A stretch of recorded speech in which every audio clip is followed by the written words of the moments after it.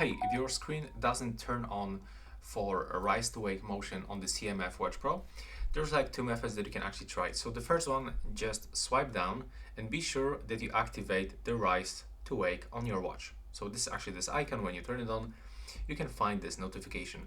But if you still have this issue, I can recommend you to check if the do not disturb mode is not turned on.